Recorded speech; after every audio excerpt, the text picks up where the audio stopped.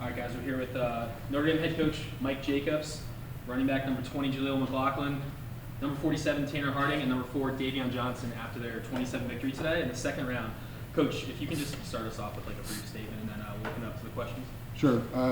I'd first like to just congratulate Jem Clements and Kutztown University on their outstanding season. First-class organization and a really good football team.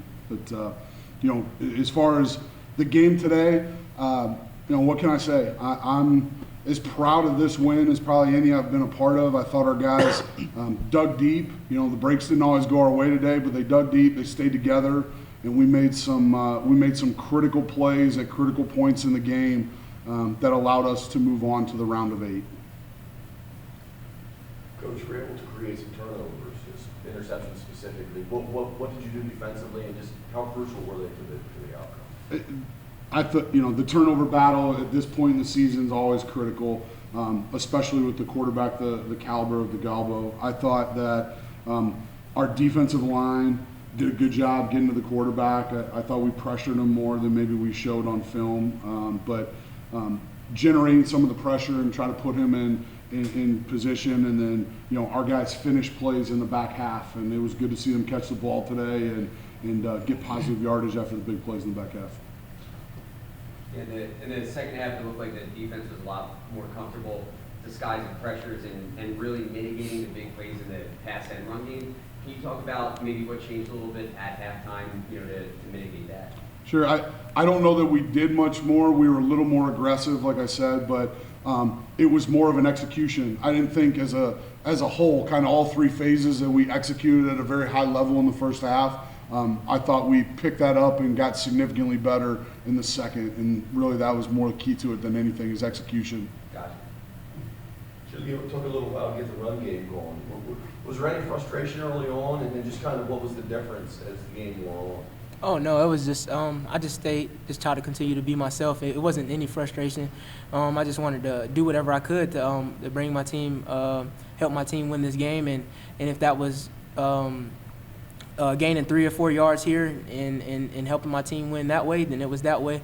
And I just tried to just to continue to be myself and trust my offensive line and trust those guys that's blocking for me, which they do a great job at. Tanner, you had that field goal attempt earlier that you missed, and then you got back and you got the opportunity to win. Was there anything you noticed during that kick that you kind of took with you when you went out there for the game winner, obviously on the same side of the field, when you went out there for the one with 4 seconds to go after missing the earlier one? It's kind of like just got to forget it and move on. There's always going to be another kick. Got to be mentally strong, go out there and hit the next one. Yeah. Davion, 4 interceptions for the team today. You obviously had a big one on the goal line there. What were you seeing from the quarterback? What allowed you to take the ball off so many times today? It was more about honing in on our responsibilities. On my interception, I actually had messed that play up the week before and gave up a touchdown. So I wanted to I made it a point this week to make sure that I was in the right place, and he just happened to throw it to me. Coach, back to you. Obviously, a run to the national semifinals last year. This time again, a game-winning field goal to get you one step closer to that plateau again. What is it about this team and this program that just seems to get on runs and play your best football at the best time? We got really good kids, right? There's together of a group as any that I've been around, and I'm talking about from like a brotherhood and a family standpoint. I'm not the easiest guy to play for, and they work extremely hard for us, and they're committed to one another. They're committed to trying to do things the right way, and they play for each other. And I think that togetherness and kind of having that understanding that you're never really out of a game if you do those kind of things. And the most important play is always the next one. And Tanner's a great example of that. He shook it off and drilled that last kick to give us a win today. But again, just really, really proud of their effort. And more of their mindset that they came out with in the second half. Coach, last week West Tech competed on the running game, obviously. Kutztown was going to do something similar today. Today started out pretty much similar like you did last week. Jaleel getting limited very early on, but DJ kind of picking up and running with it. Right.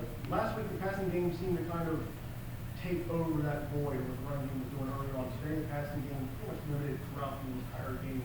Was there any concern on your end about the lack of a passing game, or do you just kind of believe that the running game would catch fire as I mean, there's always a concern. You know, we want to operate at a high level. We'd love to be, 50-50 run to pass. Doesn't usually work out that way, but I thought one of the keys to the game really was, DJ Green, the way he ran the football, how he blocked today. Again, he's a guy that, that kid's a 3,000-yard rusher that's done some fullback type things for us, and for him to these last 2 weeks really play a big role in getting our offense going is just big time for us. And then to have a guy like DJ, and then certainly Jaleel in the backfield. I thought Zaire Mitchell didn't have a ton of catches today, but again, he made a couple critical ones in traffic, and that kept drives going. And seemed to be a different guy step up each week. It's the playoffs. People, with the way we've run the football and the career he's had in 2 seasons, people are going to stack the box a little bit. And, we got to continue to work to throw the ball a little bit better and put our quarterback in good situations. Some of that's on us and me as a coach. Tanner, have you been in that situation before, last second field goal within time? Yeah, I've been put in some positions like that before in the past, yeah. Where were you mentally, emotionally in that moment? I was pretty much just locked in. I knew got to come up big for the team, and shout out to Webster. He had a heck of a hold there to help us push past Kutztown there. Did you feel a little more under the gun because you missed a couple earlier? A little bit on the sideline, but really once you get out there, you just kind of don't really feel anything. Coach Anunia, could you talk a little bit about how you were able to slow down Kutztown's passing game in that second half? I thought it really came down to execution. We did pressure him a little more in the second half, but I thought our guys played with significantly better eyes. We made some big plays on the football that maybe we hadn't earlier in the year, and I thought other than the one long pass in the first half, that's probably the best we've played against the pass all season, and again against a really good quarterback. So putting him under pressure some and giving him some different looks, the quarterback that is, and then our guys finishing and making plays with great eye discipline and alignment and things like that. The little stuff are really what helped us out in the second half. Mm-hmm. Yeah. A good key for us was communicating. It was times in the first half where we lacked communication. So at halftime, our coach challenged us, told us that if we didn't step it up, we might be going home sad. So we all talked to each other. We picked each other up, and we kept a positive mindset, and we communicated in the second half, and it showed. I got here with head coach Jim Clements, junior defensive tackle Ryan Myers, junior linebacker Chris Thomas after today's second round game versus Notre Dame of Ohio. Coach Clements, if you can just open it up with a brief statement, and then we'll open it up to questions. Congratulations to Notre Dame. Came in, did what they needed to do, got the win. They're a good football team. Unfortunate for us, we have a great senior class. I thought I had plenty of chances today, for sure, to keep playing, and it's disappointing. But overall, our season as a whole with this group has been pretty awesome. They 15 seniors, all those guys we're going to miss them a lot. The winningest group of seniors in Kutztown history, and it's upsetting because we should keep on marching with this group. But hats off to Notre Dame. They made the plays at the end, and able to kick the field goal and win the game. So that's football. Coach, missed opportunities, especially in the first half. 2 interceptions in the red zone and this field goal. Just how costly did they end up being, and just kind of what happened there? Yeah, I mean, I don't know how many. I think we turned the ball over, 6 times? I forget. It was a lot. In the first half, for sure. I don't know what it was. I mean, they're good defenses. I give them credit, too. It seems like the last 2 weeks we'd make a play and get inside the 5 and then just kind of stall out. I think, if you'd ask Colin, he's going to be kicking himself because, he'd like to have some of those throws back. The first field goal miss was Dean should have made that. He'll tell you that right away. And for him, that's it's a chip shot, and got to come away with points there. I thought defensively we did a good job. Sudden change wise, getting the ball back didn't kill us. And then we get back down there again, and we throw the interception there, and he should have threw the high lanes there. He had a guy open in the back, but it was one of those days. So especially early in the game, when you're moving the ball, getting down there in the red zone, getting points early is big. It gives you a little breathing room defensively as well. But give credit to Notre Dame. They made plays. They turned them over. Brian, how many points stopping the run today on Notre Dame? In the first half, stopping the deal was going like according to plan. DJ was kind of getting the run like he did last week in Westchester. But in the second half, things just kind of started to break open for them. Were they doing something different as far as blocking schemes or executing the blocks better, or what was just the difference between that first half and second half? No, I don't think they were doing anything different, honestly. We'll obviously go back and watch the tape. I'm sure we could have some things we could improve on, but I don't think they were doing anything different. I think it's been about us all season, and it was about us today. Chris, that's obviously a tough way to lose a game and end your season. Share your thoughts as you saw that winning kick. Yeah, I think we played our hearts out, and that's all that matters. Today was really, it was do or die, so you had to leave everything out there, or the outcome's going to be what it was. We're obviously going to be upset with what happened today, but it's about how we're going to bounce back. Jim, you kind of got a second chance there when they missed the field goal for the first time. You had pretty good field position. Was the offense out of rhythm at that point? Did you feel like Stanwell weren't able to get anything going? I don't think we were in any type of rhythm all game, really. I think, and a lot of that has to do with the fact that we didn't really rush the ball that well.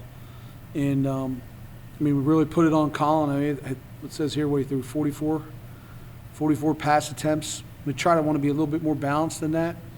And the turnovers kill us, but we had a kid there to catch the ball and just went off his hands, and seemed they got all the bounces. The one D lineman picked the one off that got batted down, and then the fumble hurt.